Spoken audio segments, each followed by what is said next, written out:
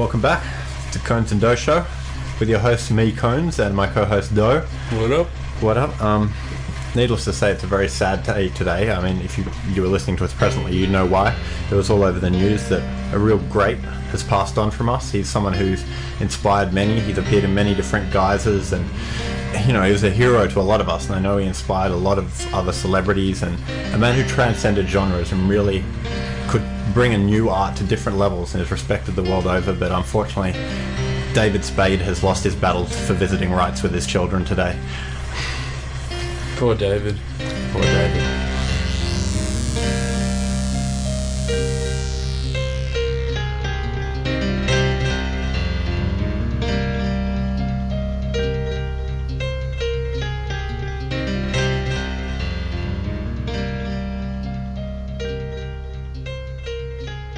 Welcome back.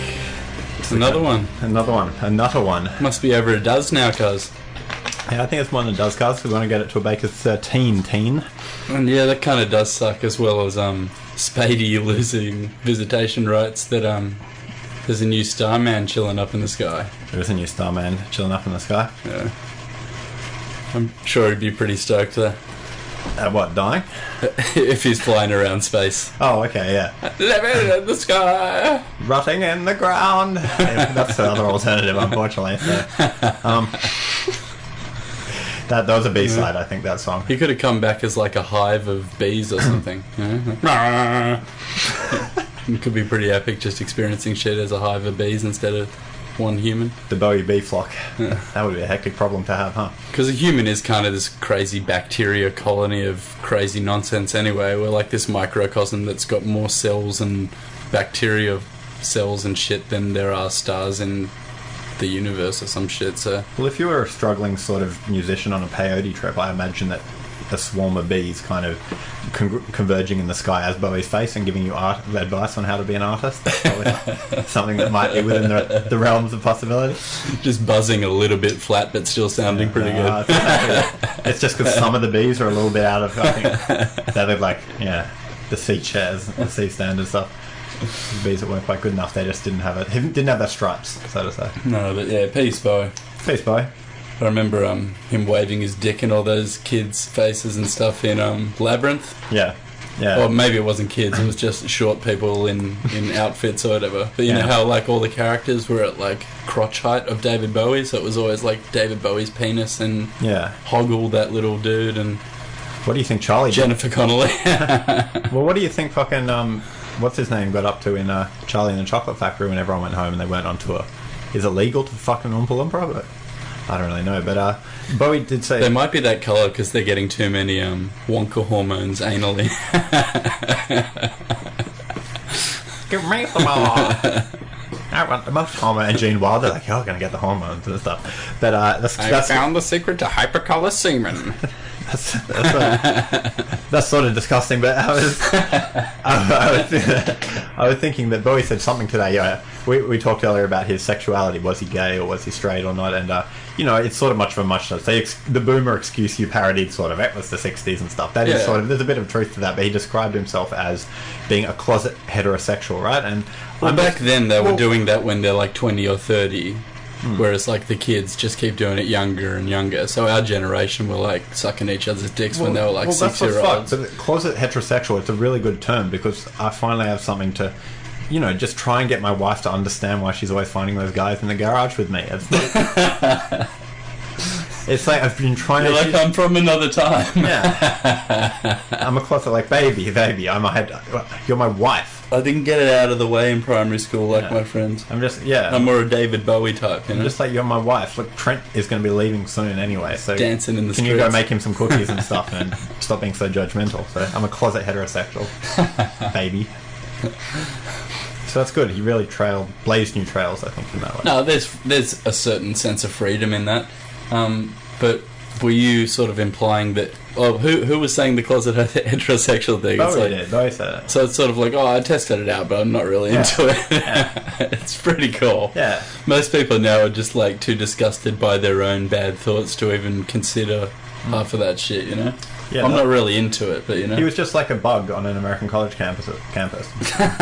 By until graduation.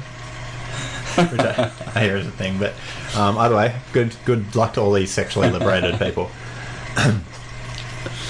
But he made some bloody good songs, I'll tell you that. Oh, dude, epic, yeah. Major Tom and all that shit. Yeah, all that, yeah.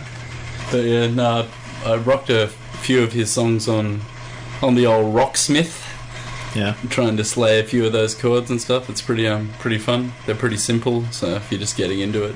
Yeah, I heard Hero. Go by Rocksmith or some shit, and it's sort of like you're playing Guitar Hero, but with a guitar. With a real guitar, it's cool, yeah. It's pretty rad. Yeah, it's not bad. If you can get it to work. I had friends that bought it on Xbox and shit, and the lag was just too much. It was just like, you gotta like plug one thing into your stereo, plug something else into the Xbox. It sounded like a fucking bitch, so... Too many jacks, too many electronics. You can get it on a computer, that's probably the way to go. Yeah. Fucking shred. Shred the fuck out of it. Just shred, just do what you want. Just fucking don't quit bothering me, everyone. Yeah, I was thinking the other day, I was at this camp when I was about 10 years old in year 5 in primary school, and I just changed schools when I was about that age, so it was like a whole new bunch of people, bar there was maybe a handful that came from the school I went to go to this other class in, another school a few suburbs away. Sure. And so it was the first camp as a year after I'd moved to this school, so it was sort of like I was meeting like the extended year group for the first time. And I met one of my friends that's like a good friend of mine to this day at the camp there, and the very first thing I remember seeing this guy was Paul, right? And the first time I met him, I was walking along outside the dorms and that at this Lake Keepit. Sure. And out of nowhere, this little chubby kid runs up and pulls my pants down, like double dacks me in front of like a bunch of people at this camp, and like runs away, like, probably doing like wiggle fingers or some shit. Sure. Like, ah! And then I'm like, oh my god. And then like a couple of months later, the guy's in my class, and then he's like my best friend. And like, he's been my friend for like 20 years now. It's pretty fun. That's pretty crazy. Well, probably more than 20 years, but fuck, I didn't know that story. It's pretty fucked up.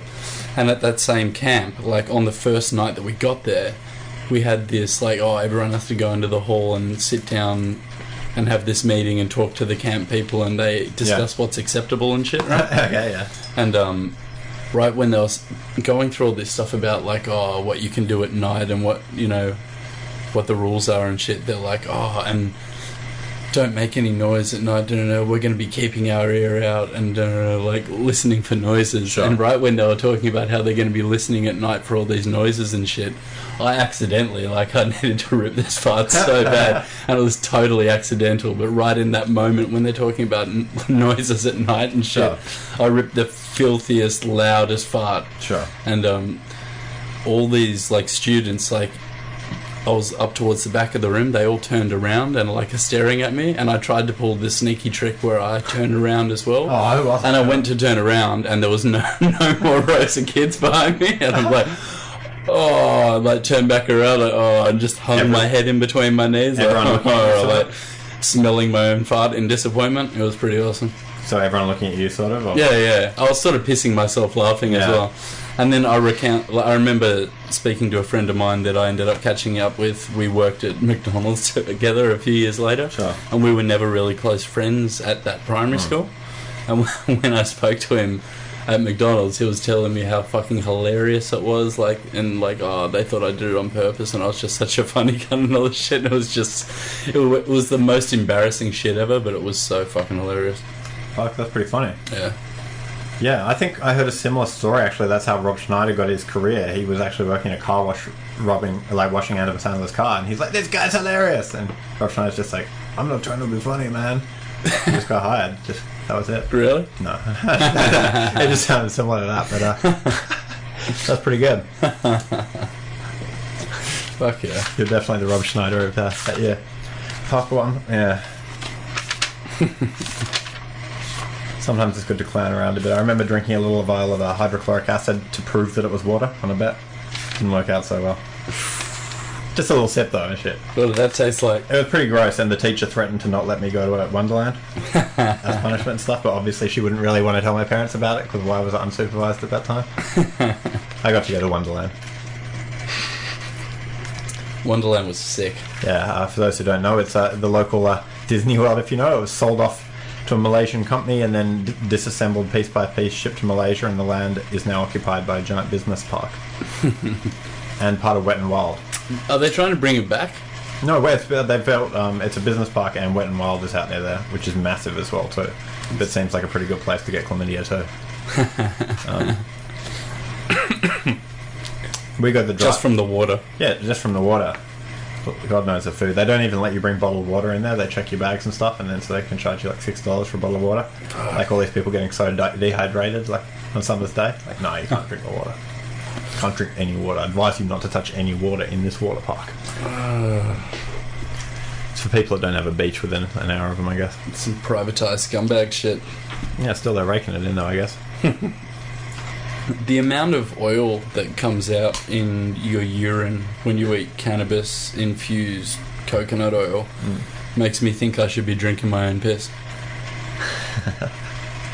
It makes you think it, or how much does it make you think I don't know, it just sort of like foams up in the toilet, looks all soapy and stuff, and you're like, I wonder if I could get a second run out of this. I know that whenever I see a soapy sort of liquid in a toilet bowl, it always makes me a bit hungry. But I take your point. It's sort of like Kanye's whole thing about my one regret in life is that I can't see myself performing. So you'll probably end up drinking a bit of that piss if you keep thinking of it like that, I reckon. Because psilocybin from psychedelic mushrooms passes through as well, so if you wanted to get really fucked up, you drink your first piss after you take mushrooms and you keep getting fucked up. But, whoa. I don't know, that's pretty deep. It's a bit Kevin Costner Waterworld shit for me, I reckon. At least fucking use it as something not quite so hectic. Maybe just use that piss as billy water, bong water. Yeah, they could just take the edge off a little. Yeah. I was thinking as well, it's called a yellow snow cone, I believe. Yeah, go on. I was just gonna say, I was thinking it's kind of cool how far we've come in Australia, because before that movie Priscilla, Queen of the Desert came out, you couldn't even be gay here. Yeah, that's true. Yeah. And it's only going to be a few years until it's compulsory to be gay. The way things are going. Julia Gillard tried to put it in, but she got turfed out for it. Tried to put it in you personally, you Tried to instate the old dick in the butt. The mandatory gay laws. Yeah, mandatory gay laws is a very bad policy, but that's where we're going. Was it really illegal? It was illegal to be gay before Priscilla. Yeah. Yeah? Man, what a drag. Damn, son. They should make me a screenwriter for that movie or any sort of Australian movie, but I'm not a Jewish lesbian, so I don't think I'm going to get that job. I mean, most Australian movies aren't great when you think about it either, but I can't say, what have I enjoyed that's recently good? I don't want to dwell on it because it's too hard to actually think of it. Yeah, I don't know. I'm not going to clutch at straws. Yeah, neither will I. So instead, can I move on? Can I throw a hypothetical at you? Okay, let's imagine that through some trawling around on the net and everything, you find, and you alone, incontrovertible proof that 9/11 was an inside job, right? You've got it. You hide it somewhere safe where there's a fail-safe, so if anything happens to you, it's going to get released, right? So the fucking Lizard Illuminati or whoever, whatever, send their top ambassador to see you and right, like, okay, you sort of got us snookered and shit, right? And we're not going to bribe you and punish you and shit because, you're going to get fucking, this will get released otherwise or everything. But please, I'm begging you, I know you don't agree with us as the Illuminati and everything, but if you release this proof, for it, by the way, shows exactly who's involved, how it was done. It could be broadcast in a 10-minute YouTube video and have the whole world in shock, right? There's implication with other countries, so it's serious. And they say, please, for the good of global stability and order, there will be chaos if you unleash this kind of distrust in our political system. I'm begging you, please don't play this proof that 9/11 was an inside job and just keep it to yourself. What would you do?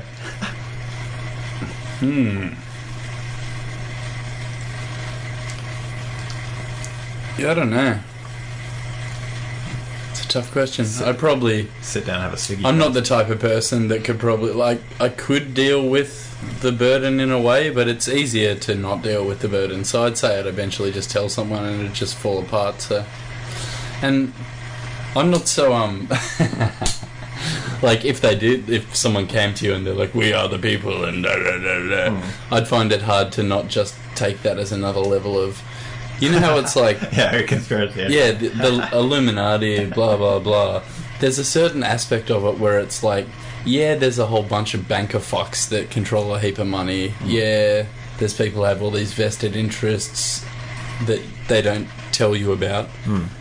Yeah, corporate interests run the political world. Like, there's all this shit that, like, yes, that is how it works. But basically, people are pretty good in general, like, for their own people.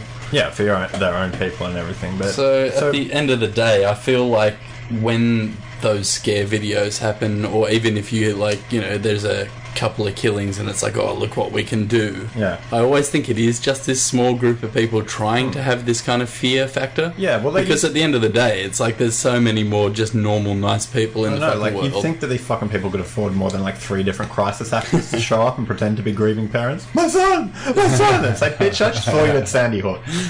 So anyway, you think that fucking, you know, you think that acting budget would be a bit, the talent pool might be a bit broader. No, I just think it's cool that maybe the mentality of being a good person, positive, and just trying to, like, even if there is some such shit, you're just like, oh, you talk to that with your friends, and that positive, like, oh, we're not going to take that shit if we see it kind of mentality keeps growing and growing and growing. Yeah. It eventually will be this little cabal of people that don't have they don't have the control that they want, and it's like they never did in a way. It's just like they're projecting that fear to keep everyone in control. Like, we are, like, they probably love those fucking Illuminati videos where it's like they think they control Hollywood, like all this fucking shit. They think Rihanna's behind it all. Tell Taylor. There probably is a few sus things going on, but it's like... Okay, but specifically, so that question, for the purpose of that, you would want the truth to sort of get out and everything like that. Yeah, I probably couldn't take the burden. Well, what if they said, okay, you're free to do that, but once it's gone, you have no more leverage over us. We don't give a shit about you. Your name's going to be... We're going to print in all the media as our last outgoing thing as everyone's busting us that you're like a fucking kitten raping pedophile and shit. Like, you won't go down in history. You can release it and you can have the moral thought that you released the truth, but your name will be mud throughout history. What would you do then? They'll never know what a hero of truth you were. They'll be like, oh, Doe, that fucking child molesting truck. In the way I'm feeling right now, I'm just like fucking Public Enemy. I'm just like, fight the power! Yeah. I'm just like, fuck it. Like, I'll just put it out there, and then if they're going to do some Michael Jackson fake kitty raping stories in the tabloids, and... So that's what happened to him. But I don't know, like some style, Michael Jackson style, allegedly thing, you know, like whatever it is. But that's what it would end up like. Yeah. If that didn't happen, per se, then I can imagine it looking like that. It's like something that's never quite been proven, but everyone just assumes, like, you would get tainted, but... Still got your core fans. Shimona. So you're telling... Okay. I'd risk it. But at the same time, it sucks because, yeah, you know how far-reaching that shit can be when it wants to be. Yeah. Well, like Gary Webb committing suicide by 2 bullets to his own face. Like, no, it's good. Yeah, maybe he twitched afterwards. Like, bang! There's been a few of those. I wanted to show our listeners what kind of man and integrity Doe was, and I want them to sort of remember this even when they're convinced that all that persona was a lie, and they're like, Doe, that fucking horse-raping fucking cunt spitting on your grave. It's all love, though, baby, you know? Yeah, I just want them to know right now, even Bob Marley had the fucking idea. Even if they hate you. Even if you don't like his music, at least he was just full-on spreading fucking positivity. Like, oh, it's gonna be alright. Just so fucking sweet, getting people high and just loving each other at concerts, trying to fuck and stuff. Well, that's what Miley Cyrus is doing, right? Yeah, I guess so, but... Yeah. Yeah, I guess they're just on Molly instead of weed, eh? Yeah, I don't think it's quite the same. It's the same at the party, but then the come down for the week afterwards isn't really like Marley's fucking week long. Just we're always fucking. It's like we fuck crazy today, but then I ain't fucking you for 5 days. I mean, Miley Cyrus is that little bin in the bathroom next to the toilet. That during the week. Speaking of celebrities as well, my new bong is so long that I call it Kurt Cobain. Yeah, why's that? Like when you hit it, it's sort of like you have to do his death pose to punch a cunt. It's pretty hard. Are you going to illustrate this to me? All right. Oh no, you don't. We don't have to illustrate anything. Yeah. All right. Let me have a look.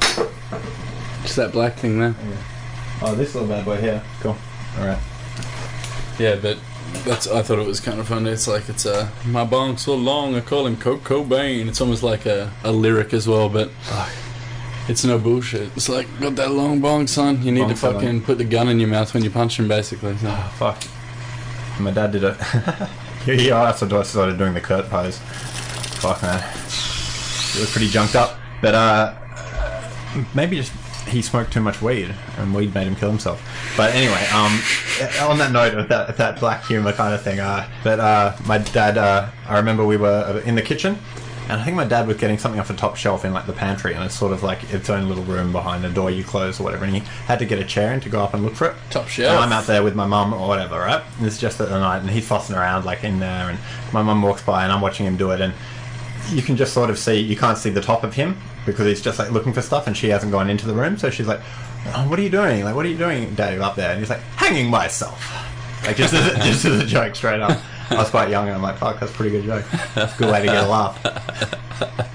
Mom's like, oh, stop it. It's pretty awesome. That is fucking classic. Yeah. That's like... He once... That's like dad joke to the nth degree. I know. I'll have to give him credit, I guess, while we're on it, is when... I don't think I said this in the podcast. When we lived in Melbourne, I was really young, so I wasn't there. But it was like a fancy dress party. And it was like, you know, a nice sort of like middle-class suburban, you know, area of Melbourne and everything. And my mum showed up, and there were other people in little outfits and stuff. And everyone's like, where's Dave and everything? And after a while, someone's like, what's that? What's that outside the window? And my dad was there dressed in a big white sheet with a kind of 2 plywood crosses on each other. Like, puts the cross in the lawn, covers it with some like accelerant, and sets it on fire. Then just stands there with his arms closed like this, just burning a cross in the clown robe on the front lawn. That's a bit hardcore. That's pretty cool. I'm like, did you really do that? My mum's like, yeah. Fuck, far out. So props, Dad. Oh, did you know the real reason Lena Dunham's body shape is like that is because her head is up her ass?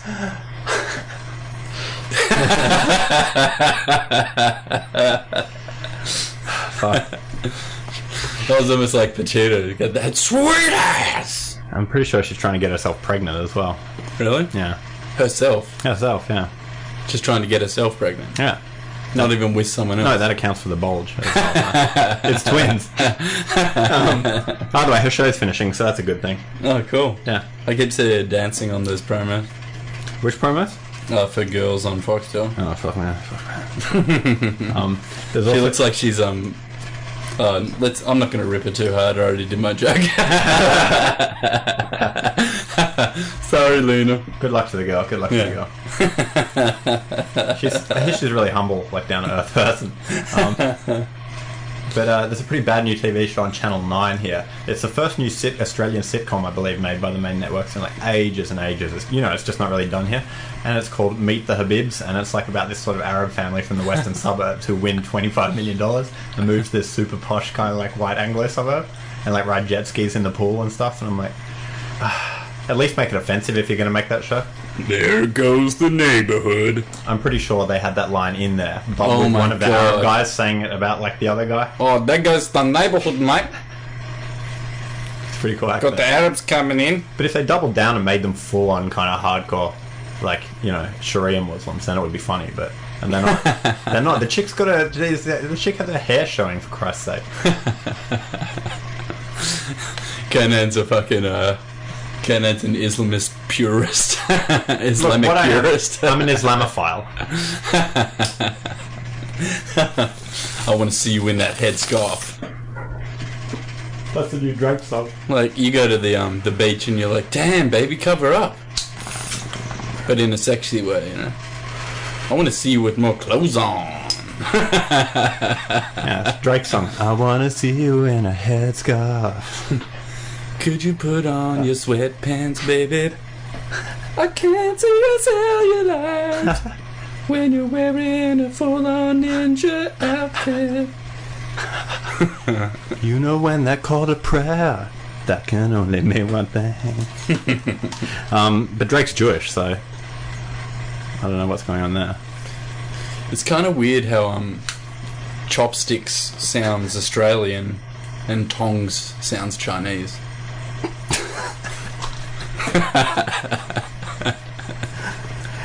What kind of cross-cultural fucking shit went on there? It's fucking moronic.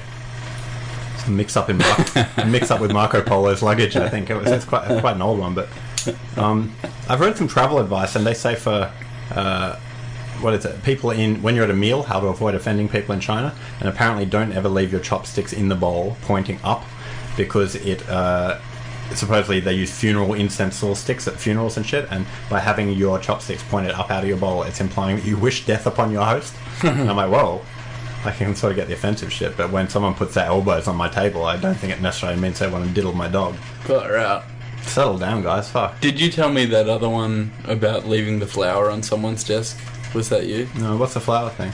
I can't remember which country it is, so it'll be racist if I guess. No, but it's not racist if you... I think it was Japan. Sure. And it's like when someone at school dies, they leave a flower on their desk, after they die kind of thing. Yeah. So then if you put a flower on someone's desk and they're still alive, and then they come and there's a flower on their desk, it's like wishing they were dead.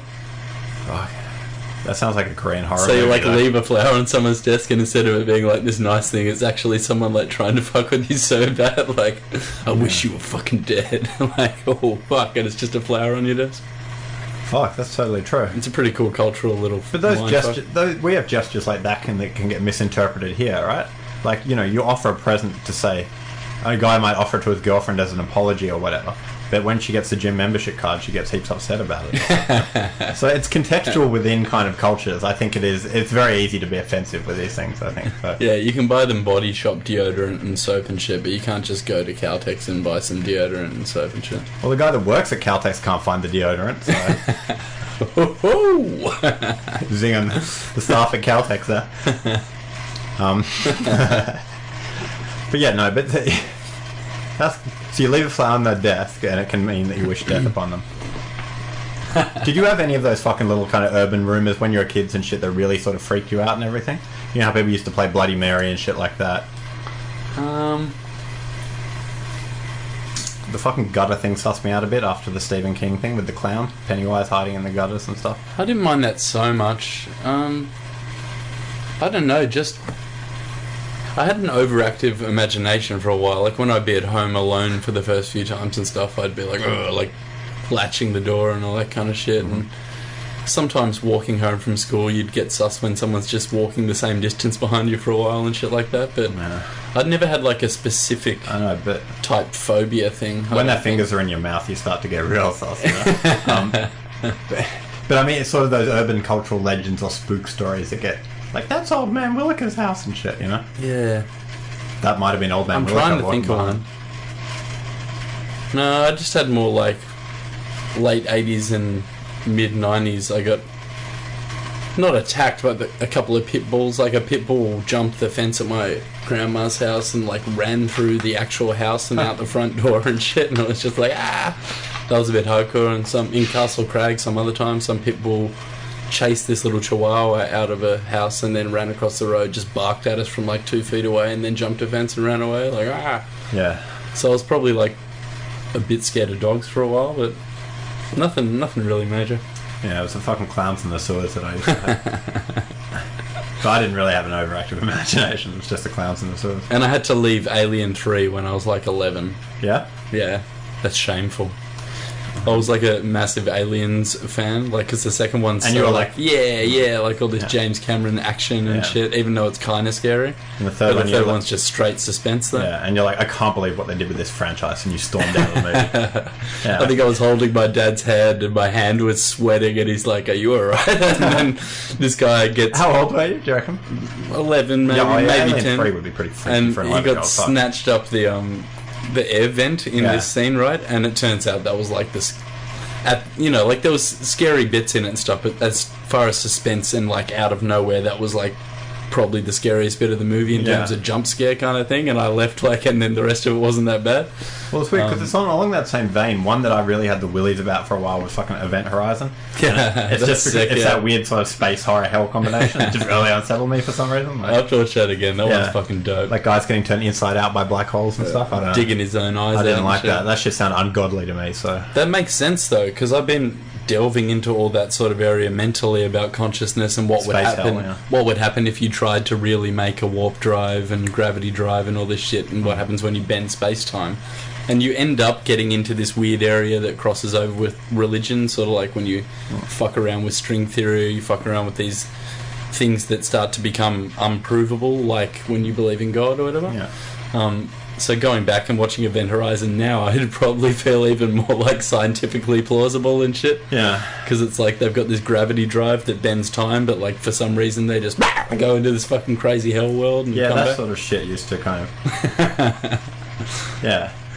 Like at the It's end way more legit than we even thought back there was then. a cutscene at the end of Doom, which was sort of like that, the first game, and it was like, oh, back on Earth, and shows this nice peaceful city, and then shows like, the little kind of, from the side, like the alien Doom rabbits coming in from Earth and shit, like through this like space portal.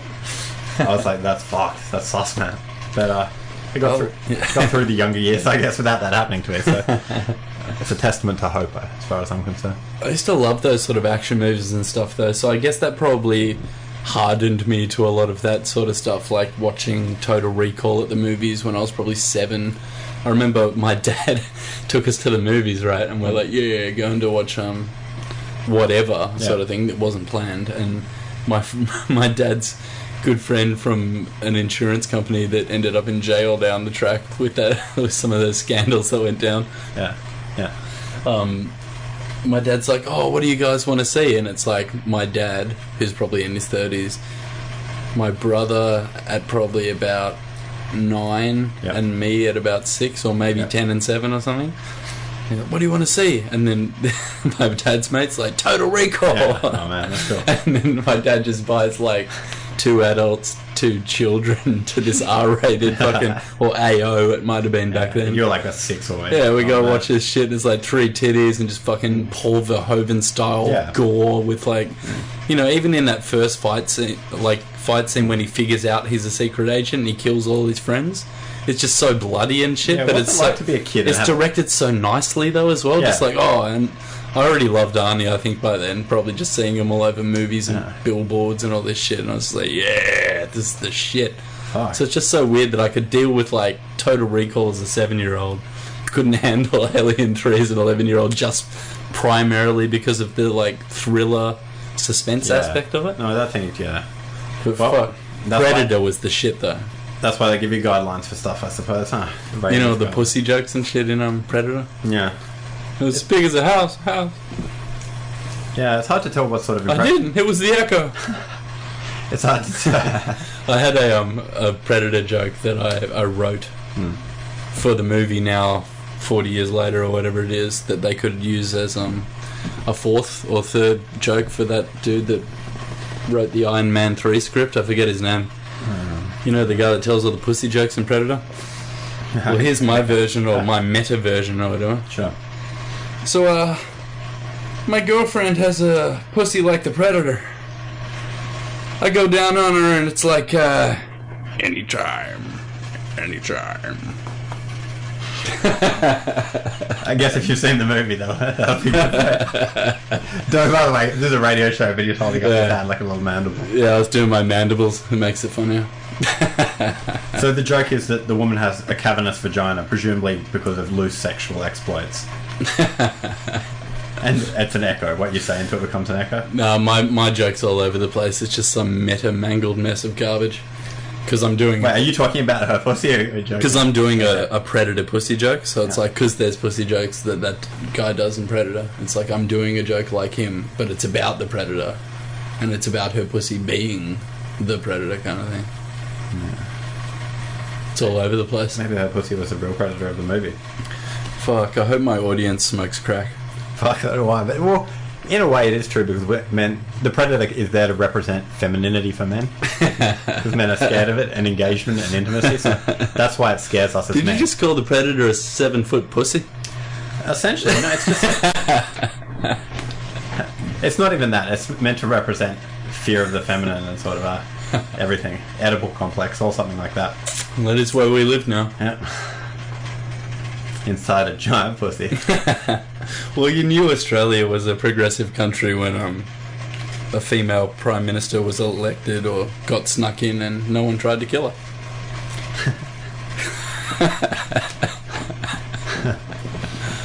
Yeah. Go Australia. That is good.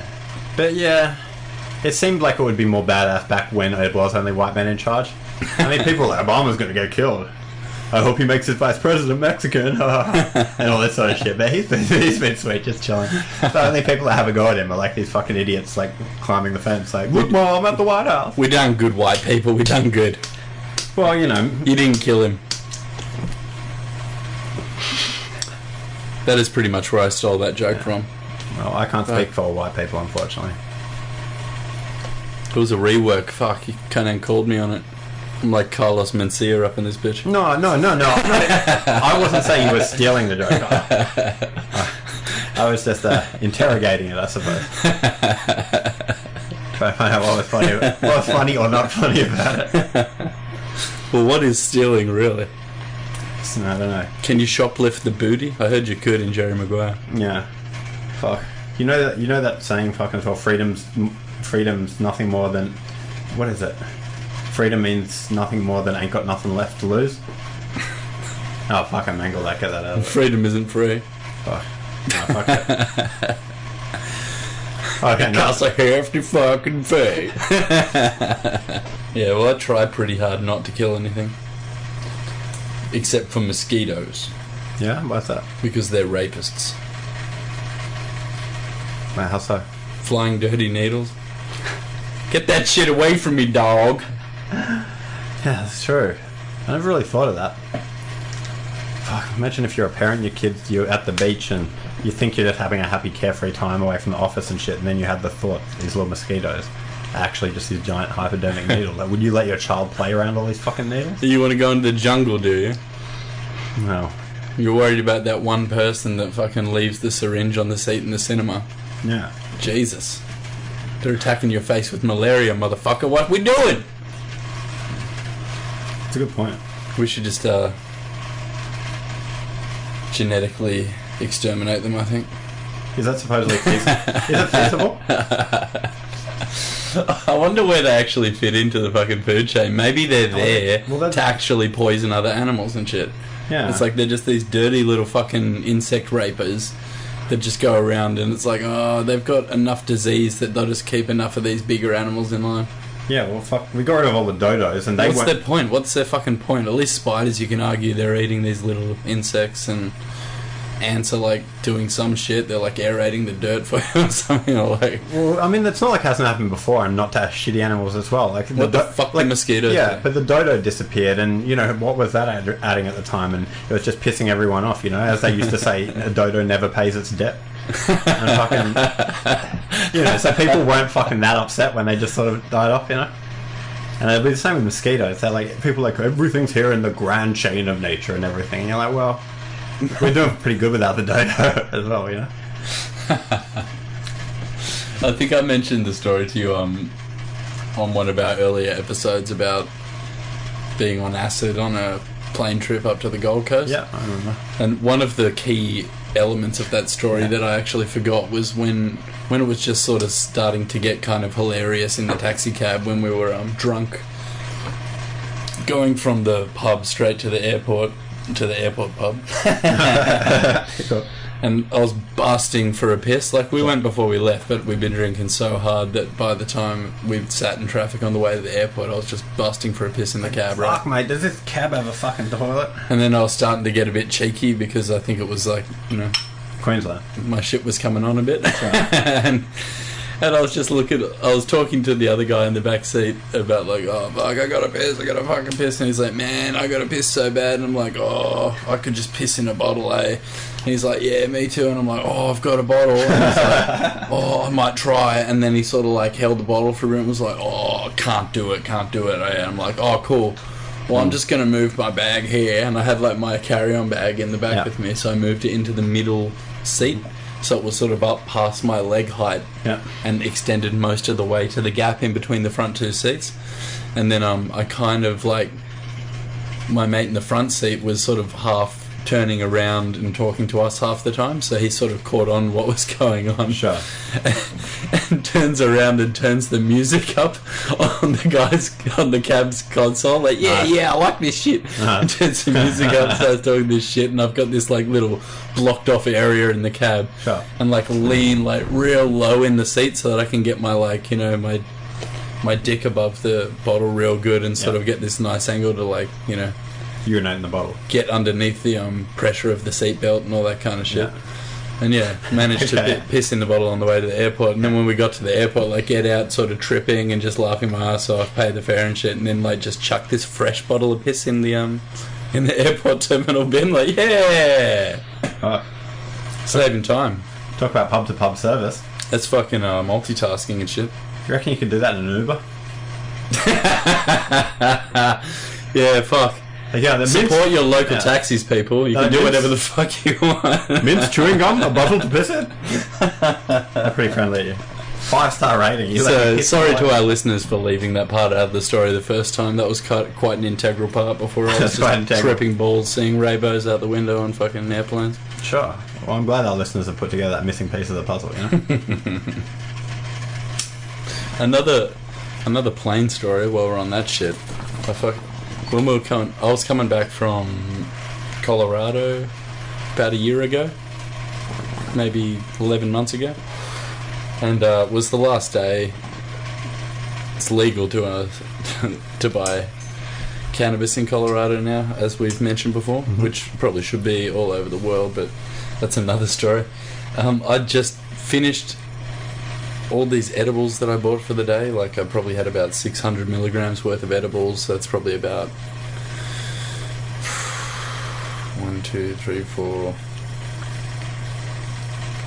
Far out. It's like a fuck ton of chocolate bars. It's like basically having 10 chocolate bars or some shit. It's retarded. Yeah. And then probably smoked about a quart for the day in joints and bongs and all this shit. Just like just like wigging out craziest amount of fucking shit probably had. And I didn't feel that fucked up. I was like, yeah, this is normal and shit. And then got on the transfer plane to get back from Colorado to LA before we went LA to Sydney. And as soon as I got on the plane, it was like this stormy weather, and I just got this kidney pain straight away, and it was like dirty, sharp kidney pain. I've had kidney stones before, and it was sort of this similar thing. And I was like wigging out on the plane and I was so fucking high. I started having this crazy like meltdown internally about how like, oh, maybe the kidney pain is actually my brain telling me that this plane is about to get totally fucked. Sure. And I actually need to get off the plane. Final destination type. And I'm like, oh yeah, like maybe I'm supposed to just get off the plane. Maybe I'm supposed to stay in Colorado and shit, and all this stuff going through my head. And every time the fucking flight attendant's like walking down the aisle and shit, I'm like sort of like, oh, almost gravitating towards them and shit, like I should just fucking tell them I'm fucked and get off the plane, like, oh, so close to like getting off the plane and shit. Sausage cunt to them. And then sorry sir, it takes off eventually, and I like managed to convince myself not to do it. My mates and his wife are like, oh, you look fucking pale and dirty, and I'm like, yeah, I'm in so much pain, and I'm like sitting on my plane seat with both of my feet on the seat, like holding my legs and stuff, like, they totally fucked, right? They probably become this junkie or some shit. Sure. And then the plane takes off, and it seemed like the takeoff shook my kidneys enough that like maybe after the takeoff and a little bit more, it's like, oh, I dissipated quite a lot and went away, but I just still felt really dirty, and it sort of kind of went away. But it was just like the most intense fucked up shit. And when we were taking off as well, and even after the plane ride, because I was still so fucking smashed, probably half the trip over the Pacific Ocean, I was like, oh, maybe it was more like because I stayed on the plane and that bad shit was going to happen. It didn't happen because I wasn't supposed to be on the plane. Oh, okay, yeah. So then I was like, nah, I saved all my friends and shit by staying on the plane, because if I got off and I had the kidney plane, that plane was going to crash. Like, I was so high. All of these different fucking scenarios were going through my head, which they would have been anyway, but then it's coupled with this devastating kidney pain where it's like, I know this is sort of what kidney stones feels like, but there's not much difference between what kidney stones feels like and what kidney failure feels like. And I've just been doing all this sport and blah blah blah.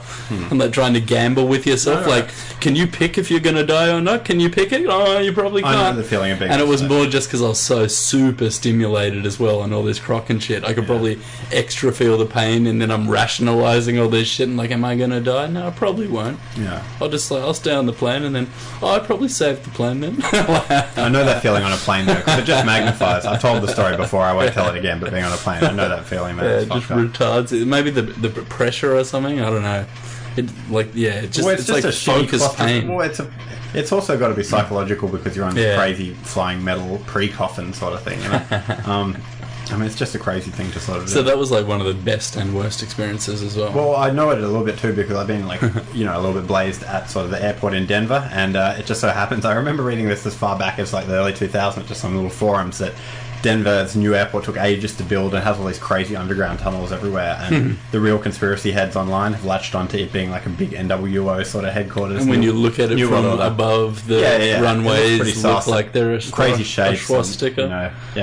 Being around so high at the airport, and I was sort of doing it because I just got one of those little action cams kind of thing and was filming it. We were all pretty blazed and everything, and was sort of doing it just pissing the hell out of my friends and stuff, but also sort of riling myself up because there's this weird art everywhere and stuff, big murals and everything. And after a while we got up and you're sort of looking down under these sails, and we were like smoking fucking joints outside and coming back and doing this, just smoking it right outside, so we were blazed at the airport. Looking down on the main area where Homeland Security had set up a big line, and maybe to my mates like, dude, that's like the human nugget processing queue and shit. You're gonna have to go through there, like telling them we're about to get made into nuggets by lizard people and everything. It's a pretty cool place when you're blazed, and also you know that you're not really gonna get that busted for doing anything. And the murals in there as well, like they're no joke. Yeah. And the horse at the entrance, that's no joke either. Yeah. Like, for some reason, like, Colorado Airport has the horse of the apocalypse with glowing red eyes and veins bulging out of its fucking crazy dark body. I like it. Yeah, it's cool, but it's like, okay, you're on some other fucking shit. And then those murals of, like, the, some super uber Nazi type dude with a scimitar and a gas mask on, stabbing the dove of peace while children are like playing around or something. It was some trippy fucking murals in there as well, so someone could just be having a laugh, mate, so. You know? Like, I like the theory, but to pass a judgment on it, I'd really like to be given a guided tour underground at Denver Airport. Yeah. Before I can say, I think there are some fucking trippy cunts out there that do this shit, but at the same time, I think it is this small group trying to project this massive fear. I'm pretty sure the chick that served me at the American... I don't think Illuminati is Illuminati. I think Illuminati is like a placeholder term like dark matter.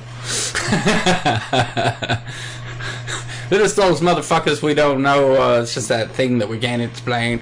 The real Illuminati, when you like clue onto it through YouTube. YouTube shit or symbology or, you know, Knights Templar and all this kind of stuff. All it is fucking people trying to figure out what consciousness is.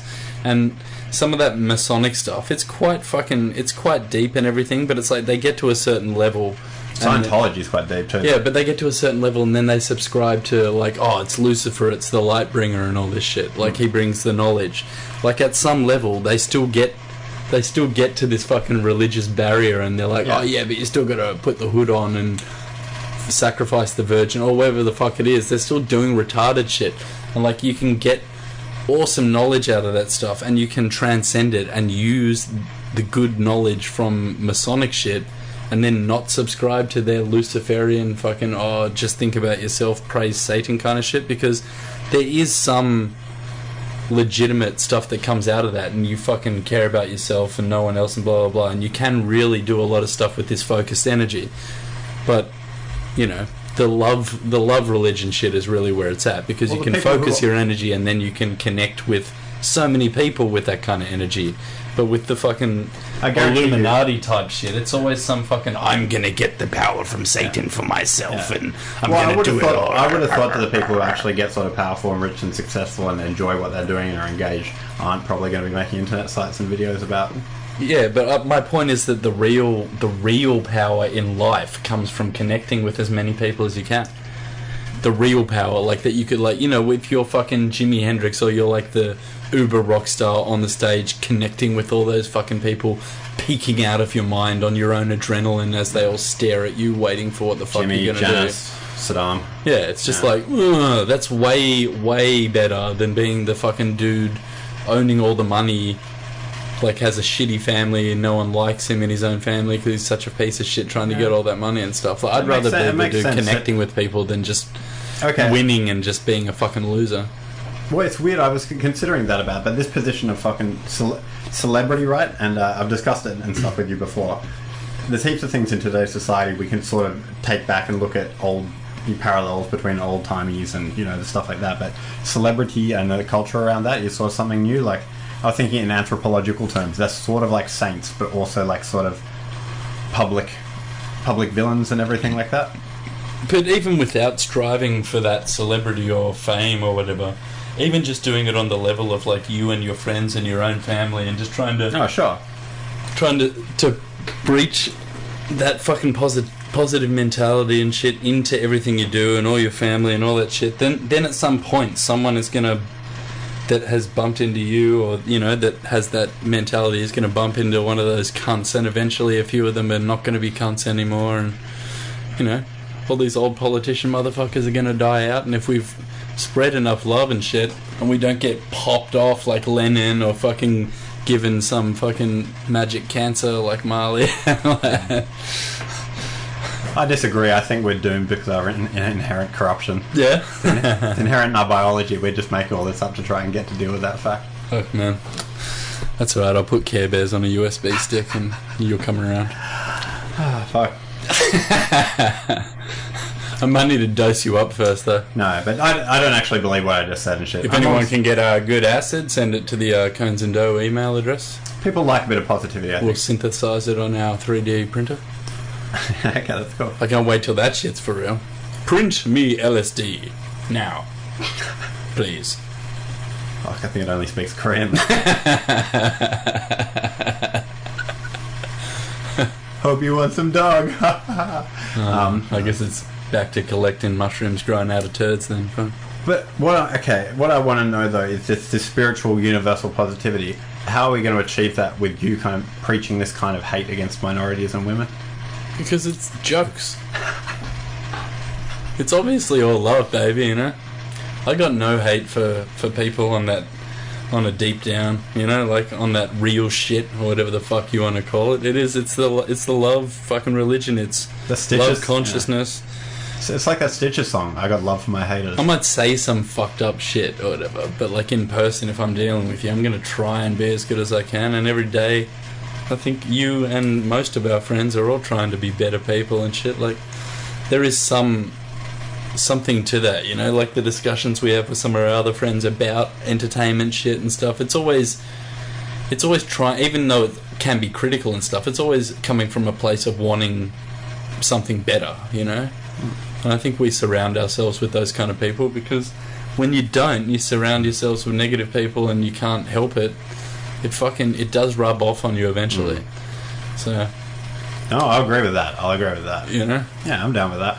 So I'm like, fuck it. Like, if we can just really, really preach that shit. And like Bob Marley, it may actually make a difference. But at the end of the day, yeah, there probably is a bunch of people that make some money off some bullets and shit, and make some money off this and that, and there's vested interests that want to cripple smaller countries for financial reasons and blah, blah, blah. But, the more people that listen to the Conez and Doe show, and the more, the more people that fucking go out and do some music, smoke some fucking gunge, do some DMT and try and look into their own fucking soul. Bob Marley said one love, right? And fucking I actually read the other day, it was his birthday yesterday and he's just turned 120, so good long life, Bob Marley, and I think he'd agree with you. It's hard to argue with one love. One love. Because anyone can do drugs, but... What, that means you love terrorists?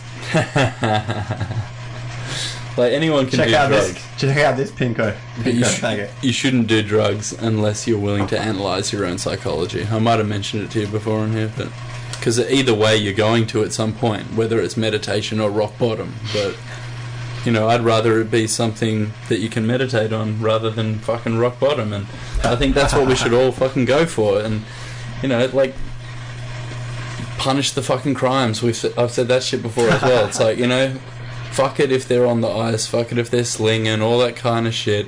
But as soon as you start dabbling in that world of violence and fucking with people on a personal level and, you know, messing with other people's lives because of your habits that lead you to this violent state or whatever the fuck you're doing.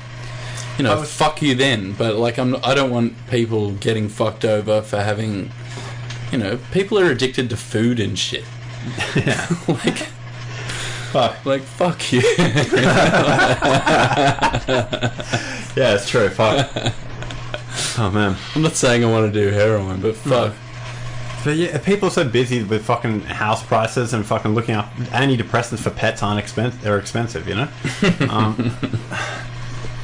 Yeah, I like to think there's something in that karma. I think that's why I love history. I love a bit of history, and World War II, despite being heaps big and bad and nasty and everything, I keep sort of coming back to because it was like, it sort of makes you want to think, okay, there's a little bit of harmony in everything. Like, look at someone like Hitler. He tried the cuntiest thing ever, and it just got mad cunt reversed right on him. Like what Germany did, and then it reached a certain weight and then came back, and it is like a Greek tragedy or like anything else. And I don't know. That's sort of the condition of humans. It's not that shit I was saying before and stuff. I think it is a tragedy, but there is sort of tragedy doesn't necessarily mean sad, you know.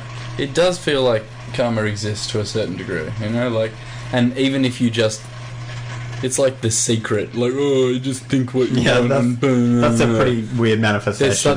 There's such a weird, it's so vague and all fucked up, but in some way you can adapt. Instead of taking the vagaries out of that shit, you can apply it to the physical world, and then you can go like, so yeah, instead of just having like, oh, I'm going to think positive, and if I just think like, oh, my life's going to be better, tomorrow my life's going to be better, that's not the way you should fucking be doing it. The real way that this karma shit can work in a physical sense is that you put fucking work in and you get results.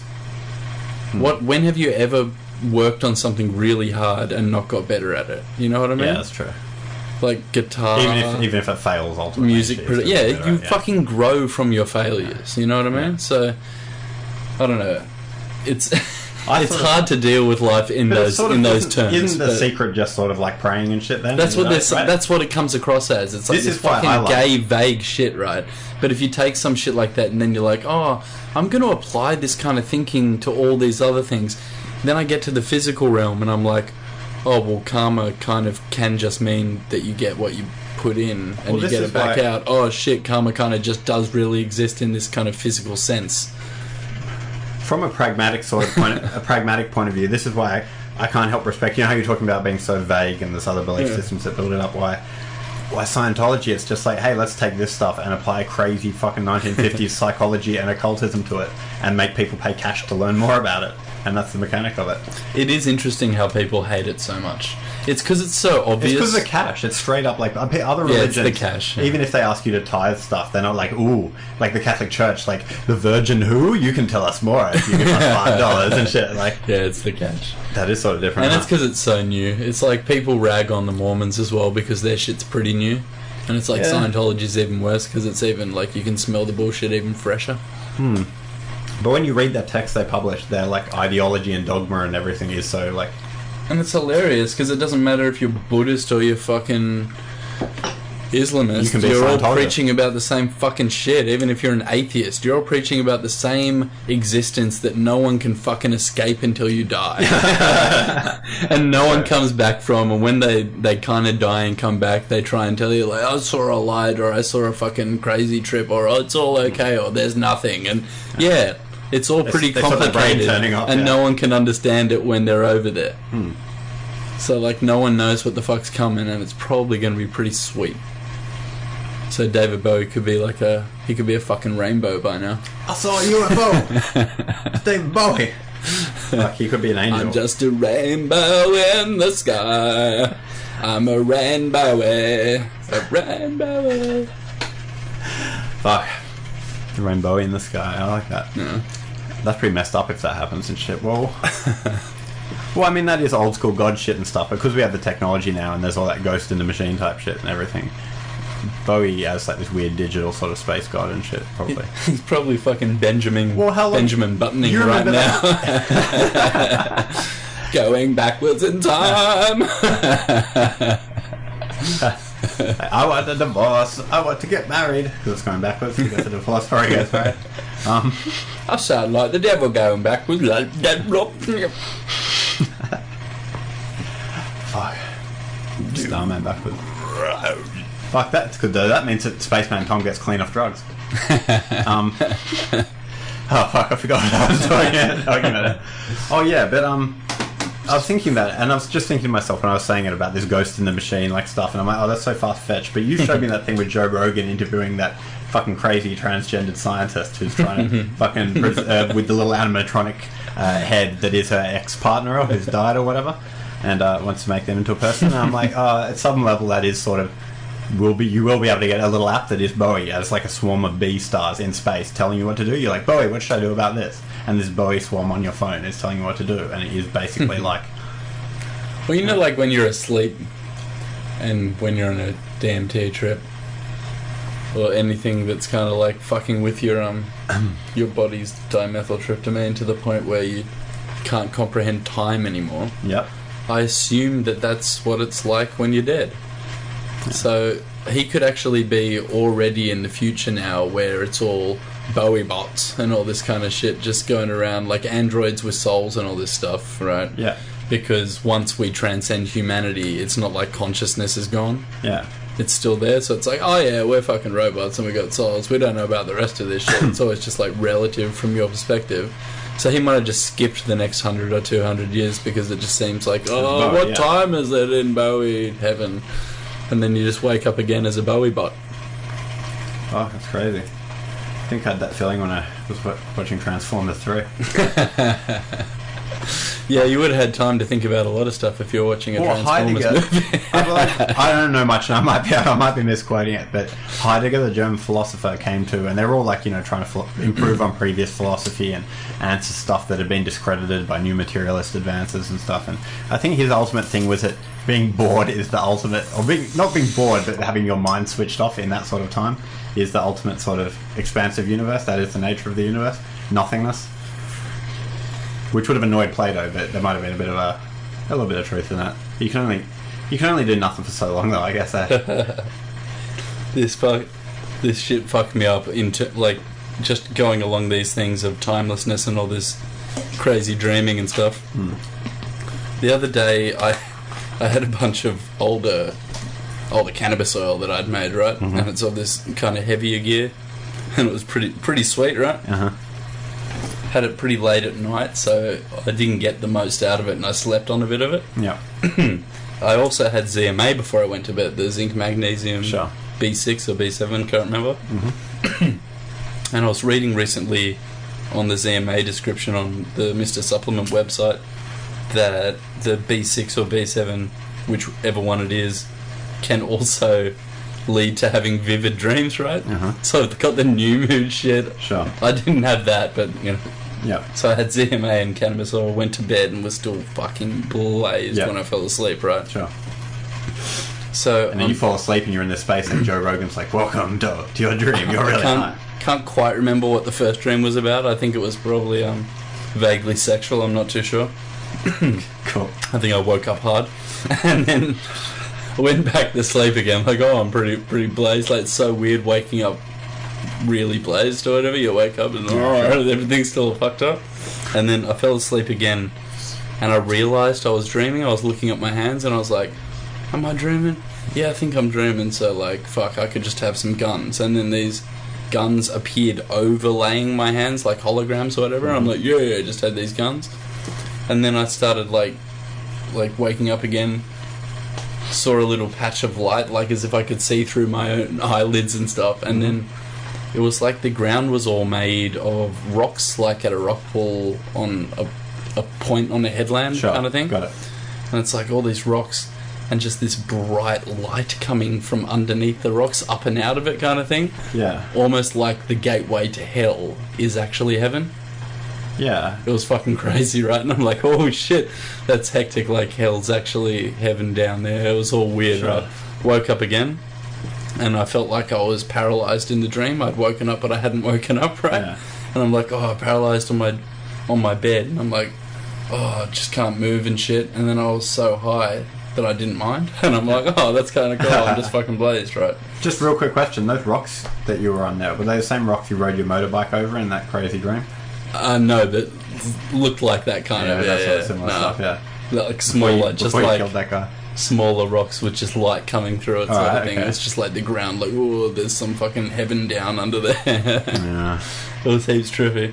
And then when I fell back asleep again, because I was like so blazed, I dreamt this super acid trip rainbow, right?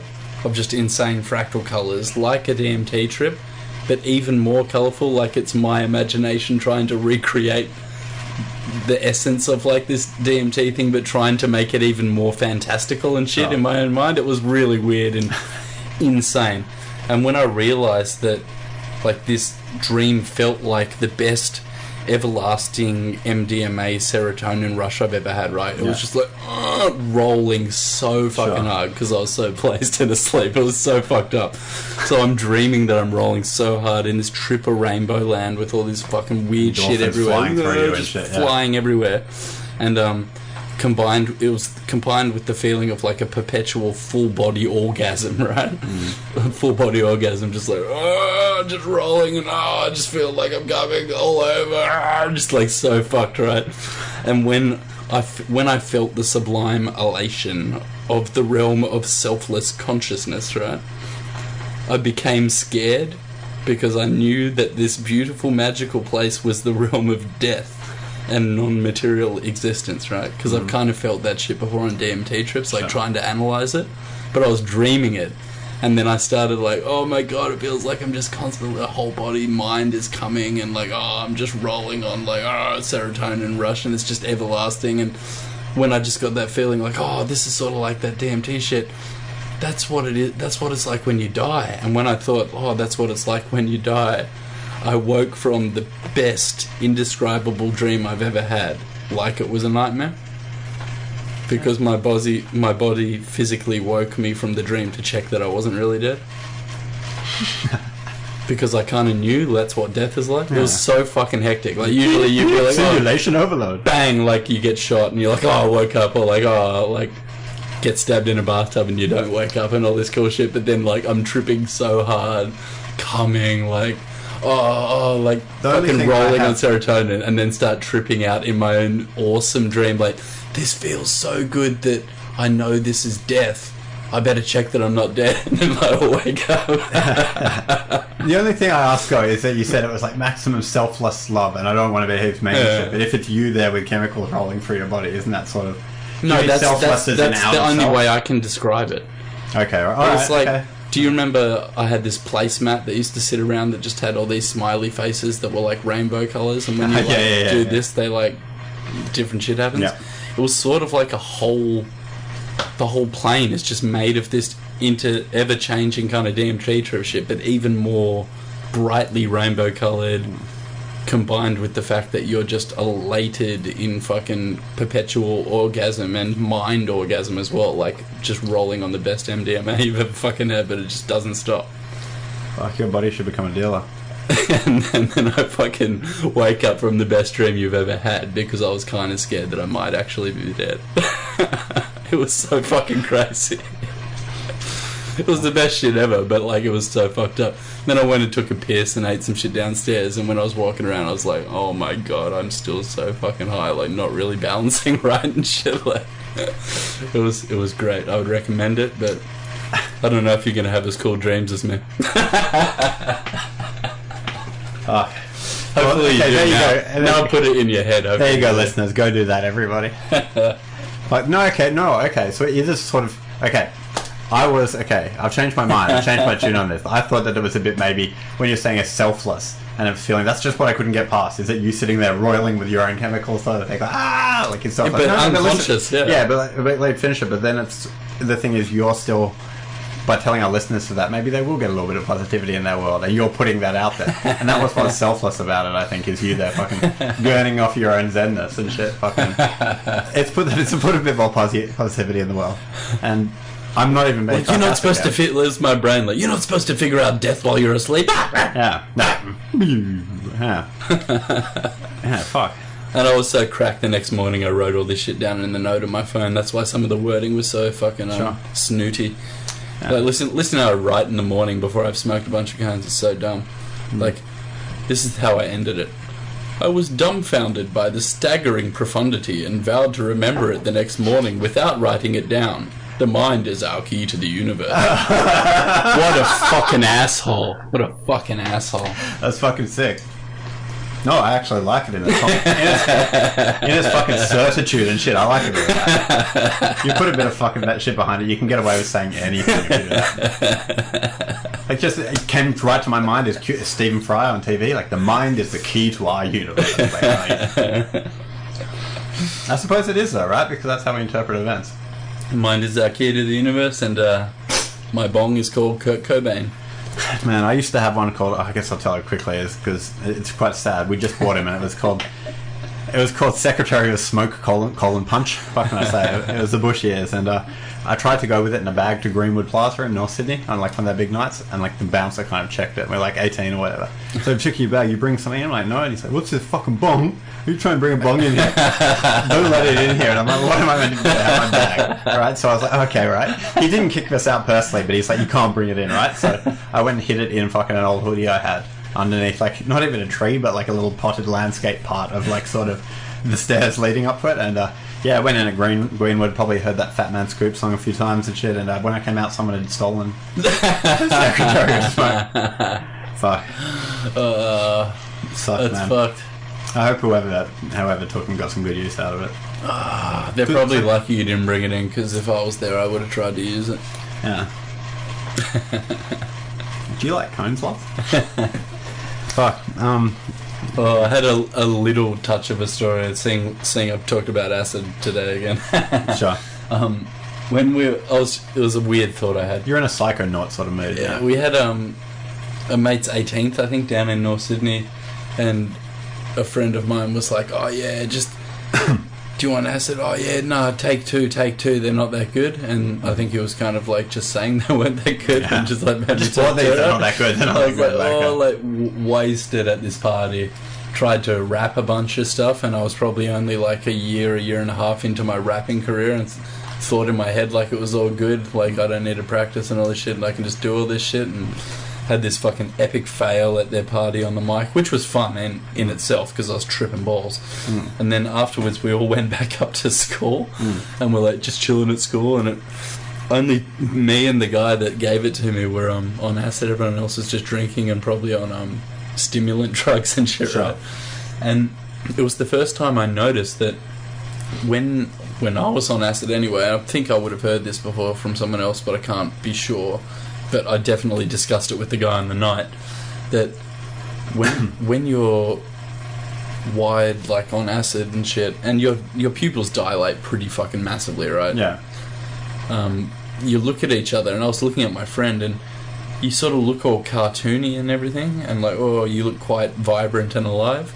And then all of my other friends that hadn't done acid for the night and were just drinking or doing other shit, when I would look in their faces, they looked all pale, and because their physical pupils, I'm guessing, weren't as big as like acid people tripping. Sure.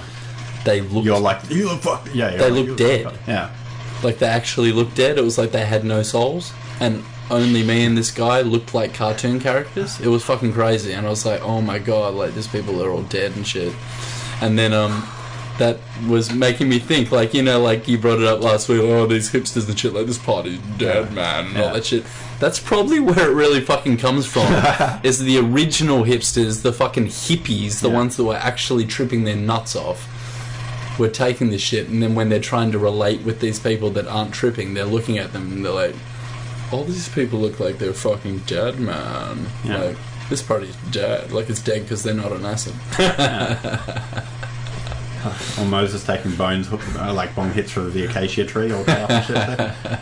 But yeah, I can see what you mean. It's like, cause so maybe that's where that terminology comes from, is because it's like when not enough people are tripping on your level at the party, everyone actually looks dead. If you were Jesus or Bono, that's the sort of view you'd have about the normal person, I think, as well too. And the last one I'll leave you with was a similar group of those guys, we got on a bunch of mushrooms, right? And someone knew what they were doing because they got a whole bunch of them. Were like, to all of us that wanted to do it, they're like, nah, you have to have a quart. And when you have like psilocybin mushrooms, if you have 7 grams, you're having like a hero dose, right? So we all had like this heroic dose of fucking mushrooms and got freezing in the middle of summer and all sat in this dude's car in our school with the temperature on while other people were walking around outside with just t-shirts and shit, and we're all like shivering on mushrooms. And then we're sitting in the car in school. Yeah. And then we left to go to like Coles to get smokes or do some shit, right? And when we got to the supermarket, I was tripping so hard. I was like, "No, I'm not coming in. I'm not coming in." Just thinking they're going to do bad shit in there or something. You know? Imagine how cold it would be. That air conditioning as well too. I was lying. Yeah, that's probably what it was. I'm like, no way, I'm not getting out of this fucking car. It's going to be so cold and cold and shit. Yeah, I walked in the other day. I'm freezing. Yeah, go on. And I'm lying on my back, just wasted. And I'm looking up through the back window, just straight up, and there's this massive tree outside. And I'm looking in the tree for a while. I'm like, what the fuck is that dude doing in the tree? I'm just looking at it, and then I look a bit harder, and I'm like... and my face is in the fucking canopy of the tree, looking back down into the car at me, like I'm looking up at the tree, but my face is the tree as well, like looking at me. It's your reflection. That's what I thought, and I looked real hard at the window and tried to get all these angles to see if I could get my face to reflect on the window. So that it was overlaying, and it wouldn't work at all. And it was just like this moment where I was driven, like just looking up through the window. It was just like, oh, and it was like that bit in Empire Strikes Back when he fucking chops off Darth Vader's head and the head explodes, and inside the mask is actually Luke's face as well. Like, it was like that shit. It was so fucked up. I'm just like looking up into this tree, like, is that a dude? Is that a dude? What the fuck is that? Oh my god, I'm looking at myself. It was fucking hectic, and then fully trying to scientifically figure out, like, no, it must be the reflection, and then not being able to do it, and then lying back down and not being able to see it anymore. But yeah. So don't do drugs, kid, unless they're good. Or just open the sunroof. Fuck.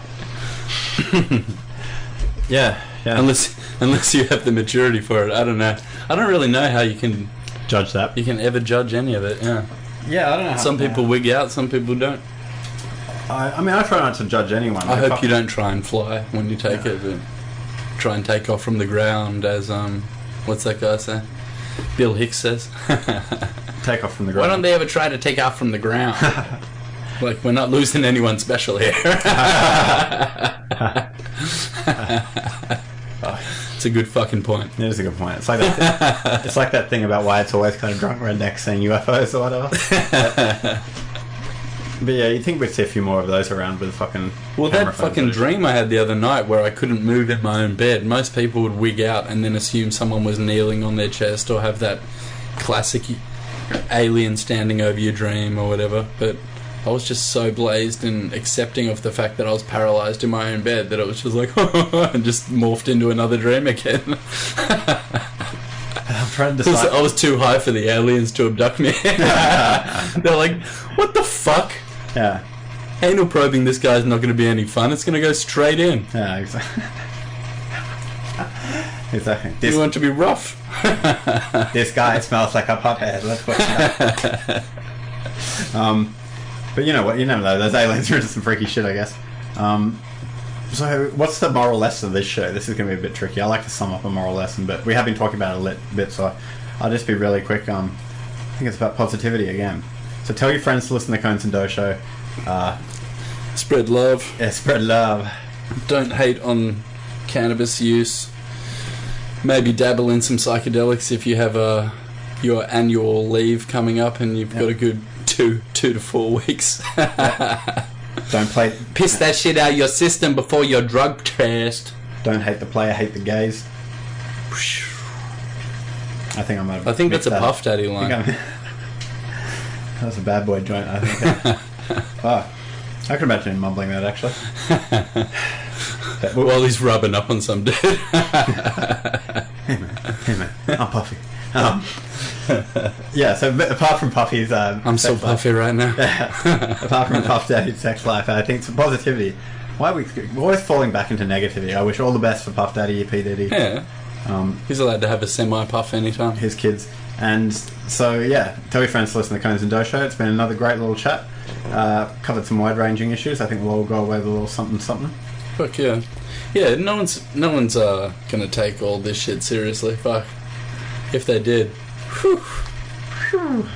keep listening. Like, you know, we need the hits, but damn, son. Yeah, I don't think they'll take us seriously. Don't drink the Kool-Aid. Yep. You got any music this week? Don't drink the Kool-Aid, drink your piss. Oh, funny story about that, but I'll save it for next time. Alright, cool. We covered a bit of piss drinking already today. Yeah, don't drink your piss unless you're on shrooms or potentially cannabis oil, but I'll come back to you on the cannabis oil. Cause much piss drinking stories we have to fucking pad it out. Yeah, don't know about that fucking cannabis shit. We're going to have to come back to you after we test it out, but psilocybin, I've seen that documented, so... Well, how about a quick little Eiffel Tower high five and maybe a Dutch mouth piss? Yeah, that would be nice. That would be very nice. But before we do that, gotta do our music. You haven't got anything fresh this week, do you? No. Fuck yeah. I think Conez is going to get some new tracks for us pretty soon Pretty soon, you're putting the pressure on me explicitly. I got to pump them out. The Hit Factory, that's what they call me. Well, not yet, but you know. I liked that the metal intro the other week. It was fucking hardcore. We got some good feedback on that one. Cool, that's always good to hear. Well, but here's a track from Snake Eyez. It's one of my old ones called Afterlife. Well, as I say, I think I wrote it early 2000s. This is an 09 mix. Yeah. Well, like Midas, everything we touch turns to gold. Alright, see you guys. See you, Doug.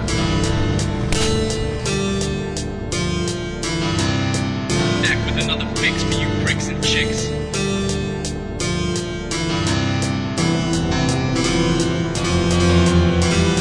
Showing how we do it on the east end.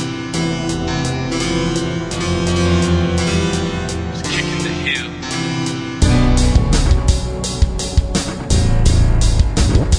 Been living that shit for years. Drinking beers. Blood, sweat, and sneers.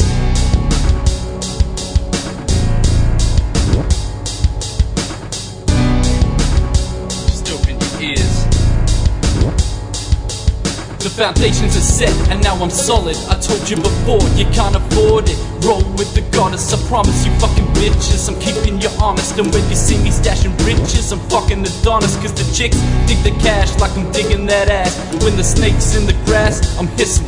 New mission, pushing me forward, reap the reward. Fall on your silver forward, you feel the real pain.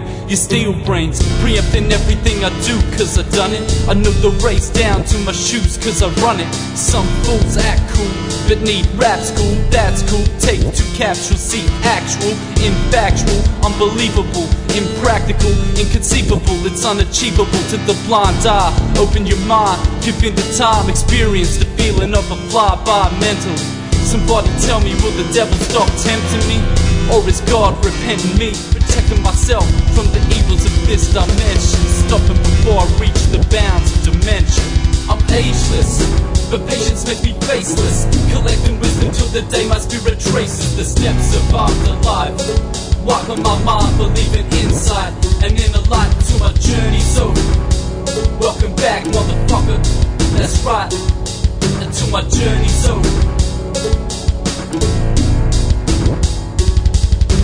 time will take you in turns and twist your shit. At one time it's indivisible, now you're miserable. The clock keeps ticking, the days keep skipping. Play your mind right and survive your nights. Big click flashlight shining off the hash pipe. Keep your nights dashed tight when you're flying, my brother. You'll always be close to the dice, and next to the dice be the blood pumping device. Cause if you roll double once, I'm taking your eyes. Yeah, if you roll double once, I'm taking your mic. And if I roll the pride, look after your life. Snake will cock and strike, I told him, bitches. And when you heard it, you were swollen with stitches. Unanimous decision to bleed and dry for riches. Life's a journey, I'm living what you heard. See, to you it's twisted, but I see the clear reality of the consciousness of a single life. Before you cut yourself, you should ditch the knife. I smell the light, and yeah right, correct your life. I see the sights, the bright lights, eject at night before you flatline. You we're in prime time. Sweating cops, dodging cars, legging crime time.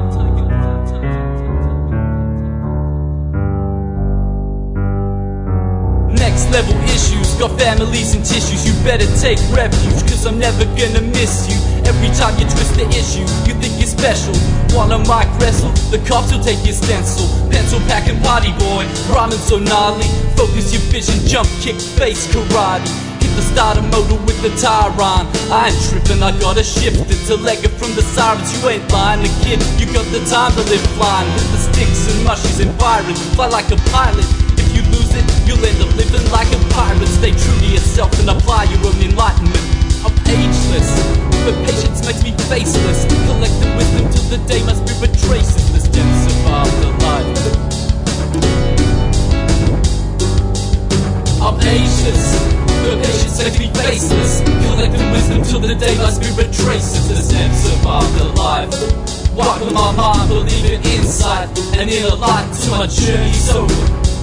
Welcome back, motherfucker, that's right, until my journey's over. I'll be the scales on the sign and the snake on the mic. I'm a diamond in the rough and the killer fine. I'll make you stay short, yeah sport, your face caught in the afterlife. With the spray force, with the space talk, like Robotech in your face talk. Lace pork on my back porch, with the guns, loot and chalk. I could be bought, but I'll never be sold. Will you be taught to never grow old? Piece of my puzzle, trying hard to regain my wholeness. Living through the struggle, respect the humble, correct your fumble. My blows are coming double, remember the stakes. That your ass.